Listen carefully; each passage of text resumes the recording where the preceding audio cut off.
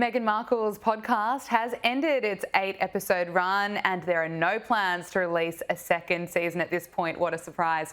Reilly Sullivan is a lifestyle reporter here at skynews.com.au and he's always across the latest celebrity headlines. Reilly, great to see you. Lovely to be back. So Meghan Markle's podcast, the series Confessions of a Female Founder, has officially wrapped up after 8 weeks and hitting the airways. Is this the last we'll ever hear about the podcast, do you think? I do. I think so. I think that, as we've spoken about, this show has completely underperformed. It did not really appear on the Spotify charts. This was, of course, the podcast that she made with Lemonada Media. It's still unclear, actually, about what money has come from this podcast. So originally, when she signed up with Spotify, there was money up front. That deal went south. She signed up with Lemonada. But looking into the details of it, it's unclear if she actually took any money up front for this deal at all, or if it was supposed to be a performance-based deal. I think on that alone, there's no way this will come back because it hasn't performed well, you know, in terms of advertising or any types of revenue you can glean from the podcast. It really has failed on that front. Also, there was a very interesting article that came out in a business publication called Fast Company.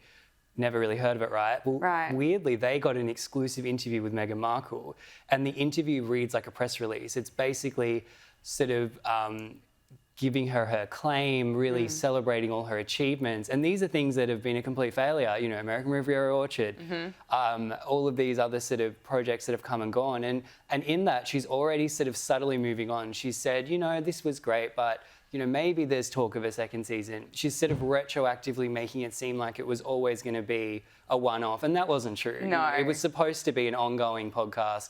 It's gone after 8 episodes, but, you know, 7 hours of audio content.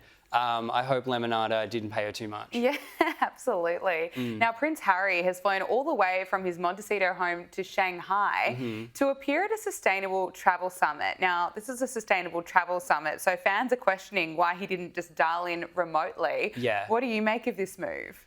Exactly that. I mean, why was he there? You know, this is one, from a PR point of view, it looks ridiculous to be fronting a sustainable travel summit and jetting in from Montecito all the way to China. It's like a 6,000-mile journey across the Pacific. I mean, you know, very wasteful. And as far as we know, he appeared on stage for a few minutes and took a few photos. So it's not like he was on a tour or he was doing lots of engagements to make it worthwhile. For example, you know, when the royal family's traveling, I'm thinking of someone like Princess Anne. When she goes to Sri Lanka for 5 days, she is doing 10, 20 engagements in that time. She's not just flying over there for 5 minutes and flying back. You know, this was sort of ridiculous on that front. I also think that there's some other factors here. I think there's probably a mercenary aspect. Maybe there's a paid appearance fee. A lot of royals, Harry's isn't the only one, you know, a lot of royal family members that are non-working royals make a lot of money going abroad, making appearances, showing up at events. That's why we see Princess Beatrice and Princess Eugenie in the Middle East all the time. Right. It's not because they love the dates. It's because, you know, they're there for engagements and business engagements. And the other sort of aspect of it, which I think really speaks to Harry's personality, is he loves the adoration he gets in China. When he's traveling abroad, he gets the red carpet treatment. He's treated like a member of the royal family. He gets that first-class treatment and the deference that I think that he craves. So I think that's really what's going on here. But the whole thing was pretty ridiculous. Absolutely.